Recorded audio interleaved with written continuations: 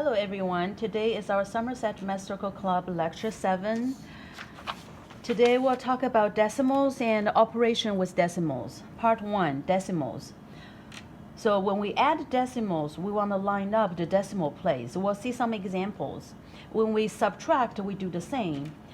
We can also multiply 10 to the power of n to any number. That's as if we're moving the decimal point n places to the right, become bigger. If you divide by 10 times 10 to the power of n to any number, that's as if you're moving the decimal points n places to the left. It's becoming smaller. Let's look at some examples. Practice problem 1. 0.063 minus 0.00041. 0.063 minus 0.00041. So you line up the decimal place. Trailing, there's nothing. That's 0, 0. You fill that in. So you have to borrow one from the previous place. That's 9. This is 9. That's 2, 6, 0.6259. When you add two decimal places together, okay, the previous one I haven't said it very clearly, so that's 9, that's 2. That's how you borrow it from the previous place. For addition, you do the same thing, 0.1983 plus 0.00781. So that's a 0, 1, 11, that's 16, 1, 0, 2. So eventually you will get 0.20611. The key for subtraction and addition is you line up the decimal place. Practice problem 2. Now we are talking about multiplication and division. So multiply 100, that's 10 to the power of 2. Then you move the decimal place, that's n equal to 2. Then you move the decimal place to the right because it becomes bigger, right? So the decimal place moves to the right by 2 places, 1 and 2. So this is 259. Okay, when you divide by 1,000, so you have 36.7. 1,000 is 10 to the power of 3, so now n equal to 3. So you have to move the decimal place to the left, becoming smaller by 3 places. So you move, and because before the decimal place you only have 2 digits. Before that, you can add that by zeros, okay? Then you move decimal place to 1 place, 2 place, and 3 places. Eventually, your decimal place is right here. So your final answer is 0.0367. So we'll leave this one for the student to figure out. You move the decimal place to the right by 3 places. Practice problem 3. So these are power forms. Remember that we know this before, right? A multiply B to the power of n equals to A to the n multiply B to the n. In this case, inside you have 3 multiply 0.001 to the power of 4. 0.01 is 10 to the negative 2 and power to the 4th. So then this would give you 3 to the 4th multiply 10 to the negative 2 to the 4th. This one is 10 to the negative 8. So that's your final answer. You can carry out 3 to the 4th, and 10 to the negative 8 is a very small number multiplied to that. And this one is the same as that. Inside you have 0.01 multiply 2 to the power of 5. And this is 10 to the negative 2. You can follow the same method to find out this answer. Practice problem 4. So we have this whole addition divided by this whole addition. If you look at it carefully, every time we want to collect same items so that we could cancel top and bottom. So if I write this one, division is also like in a fraction form, as if you write down this as a divide sign, and top would be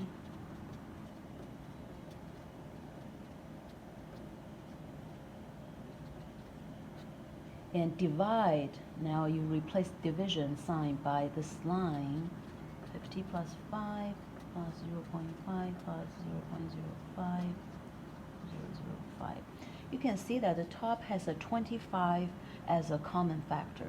The bottom, you have a 5 as a common factor. So if I take 25 out of the top and 5 out of the bottom, what do I get? So 25 out of this, that's 100. 25 out of that, that is 1. 25 out of this is 0.1, and so on. This one is 0.01. This one is 0.001. And the bottom, you can do the same. 5, that's 10. That is 1. That is 0.1. 0.01 plus 0.001. Okay, now the student, well, you can cancel this, and the results is 5, and figure out what's for the rest of the ratio. Okay, so practice problem 4. So here there's a typo. 25 multiplied 10. So here's a 10. Then you can see the top and bottom, they're the same. So you get the final answer as 5. Practice problem 5. So if 0.0481 multiplied 10 to the negative 4 equals to this, what is n? Okay, so 0.0481, scientific writing, we can write this one as 4.81 multiply 10 to the negative 2, right? Negative 2 is divided by 100. We move this decimal point by 1 point and 2 points. That gets you 0.0481. How many negative powers to put in here is how many zeros before this first non-zero digit. So you have 2 zeros before the 4, then you have 10 to the minus 2. Okay, since you can write this one as this whole thing is 4.81 multiply 10 to the negative 2 multiply 10 to the negative 4. That is 4.81 multiply 10 to the negative 6. So n equals to 4.81 multiply n. Now n equals this. Okay, next we'll talk about some roundings. The students have already learned all this. Or we'll use just one as an example. 4.73, round to nearest tenth. The tenth is the sevens, so you look at the hundredths place. If the hundredths place is greater or equal to 5, then this one goes up by 1. If this is a 3, you directly just get rid of it. That gets to you as 4.7. We'll leave the rest of this problem to the students. Nearest thousand, then you look at the decimal place after the thousandths place. This is a nearest thousand, so this is, okay, here, this one we'll talk about. The thousandths place, which is the negative 2,713. So this is a negative number. For negative numbers, we usually would round that differently from, so say you have a 0 here. This is negative 2,000, and this is, say, negative 3,000. So my axis is not very proportional. This number is actually right here. So negative 2,713. So you round that, it's closer to this number too, because it's to the thousandths place. So you would round that to negative 3,000. So C, round negative 2.35 to the nearest tenth. So same case, right? You have 0 here, negative 2.35, and the tenths place is the 3. And you have 2.3, negative 2.3, and negative 2.4. Which one do you round up to? So rounding, always you go up to the bigger number. So therefore, this number would round to the negative 2.3 instead of negative 2.4. When rounding a positive number to the nearest tenth, which digit determines whether the number you round to is larger or smaller than the original number? Rounding to the tenth, you look at the hundredths place. The hundredths place is less than 5 or greater or equal to 5, then you would get to this answer, like the student to figure out. Suppose you are told that the number x rounds to 2.7, we round it to the nearest 10th. Okay, for this case, you can round up or round down, right? If you have, say, 2.65, tens place is a 6. So you look at the hundreds place. Hundreds place is 5, so you have to add 1 to the tens place. So that gives you 2.7. So satisfy this requirement. Or you could round that down. If you have 2.74, tens place is a 7, hundreds place is a 4, so it's less than 5, so you don't round up, you round down. That would give you 2.7 as well. So in between this range would always give you the same rounding as 2.7. So that's the range for x. Problem 7. Write the following decimals as fractions. So for this problem, there's an easy way to go about this is, for example, this, we can, because this is a 0.04, we can write down this as 4 over 100. So after the decimal place, there were 2, right? So that's as if 4 divided by 10 to the power of 2. That's 100. For this one, you have, after the decimal place, there are 4 numbers, right? As if you have 25625, the whole thing divided by 10 to the power of 4. So these are the fraction forms. They are not the simplest form. Now you have to get them into the simplest form for this case too. But that's how you get from decimal into fraction. B, write the following fractions as decimals. This is much easier. So we just do division. 19 over 32. So you have 19 on the inside, 32 on the outside. So 19 is the whole number. Decimal is here. So it cannot be divided by 32, right? So we add zeros after the decimal place. It doesn't change the value of 19. So now, as you have the decimal here, 19 divided by 32, there's 0. So you add 0. Make sure you write down the decimal place on the top. So this 19 divided by 32 is less than 1. So 0.190 divided by 32, can they be divided by 6? No, can only do 5. 160. So 30, 300. And 300 divided by 32. You can keep going. Sometimes they have the numbers will repeat. Sometimes it's a finite number of decimal numbers after the decimal place. You just have to continue carry down the division. It's the same for the second case. We'll let the students figure this out. Problem number 8. Write this as decimal. So 2 over 100. We move the decimal place to the left by 2 places. 1 and 2. So the first number is 0.02. Second number, you divide it by 10, so you move the decimal place to the left by 1. So that would give you 0.4. This one, the bottom is not 100, but we can easily change this to a 100. So that's 12 divided by 100. Move decimal place to the left by 2. That's 0.12.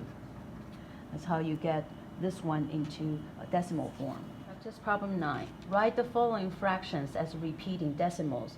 For this, they are all similar. We'll pick one as an example. 5 over 9, 5/9. Basically, we just do division. As we said, we put the decimal place here. We add a lot of zeros after the 5 to see where we start to see the repeating pattern.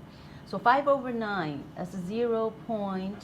The first one is 5, 45, 50, 5, 45, 50. Now we already see the repeating pattern.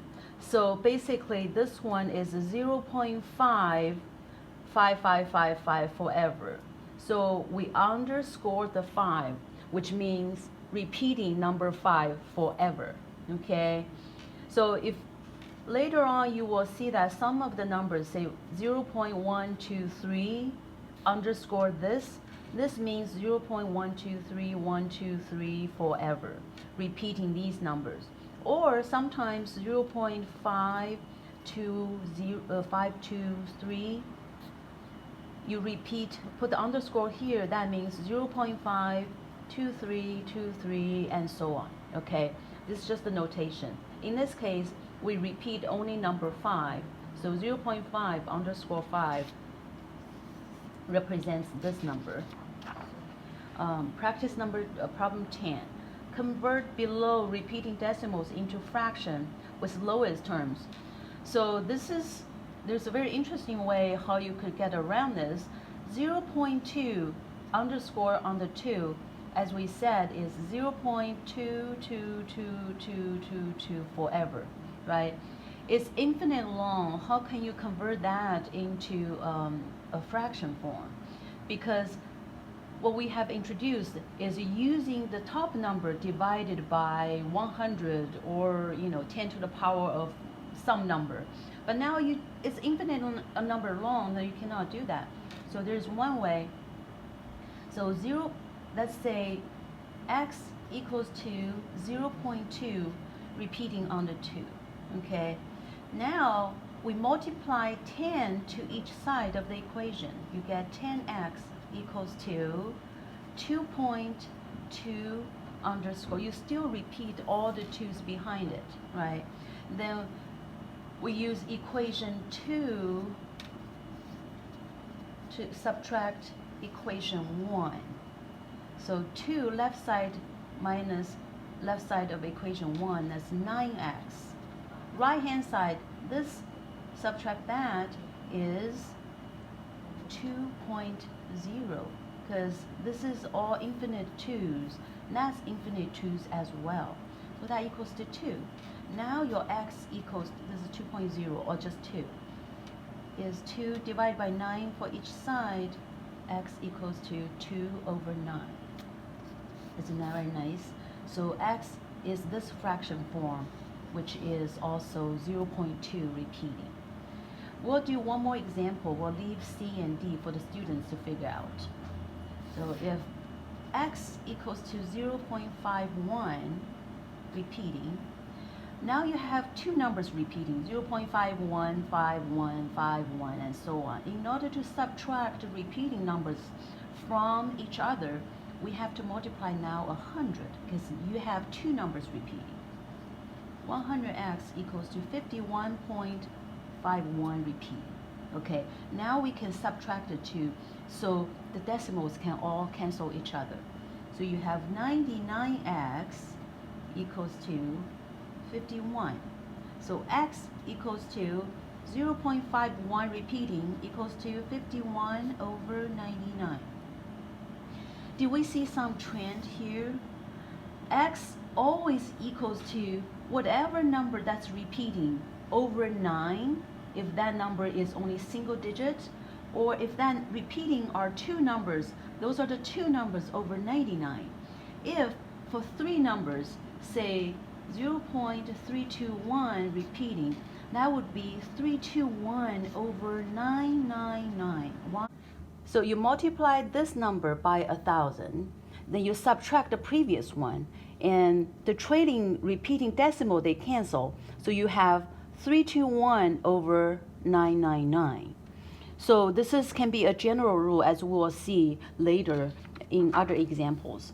Practice problem 11.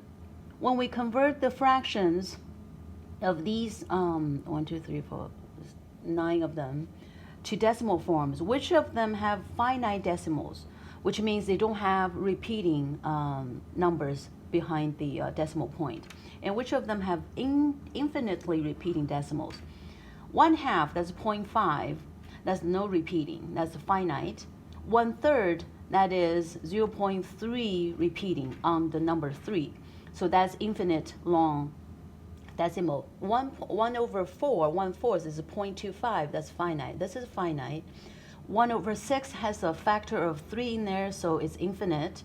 1/7, that's infinite. 1/8 is 0.125, that's a finite.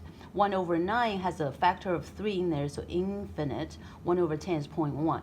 So you can see that there is some rules in here.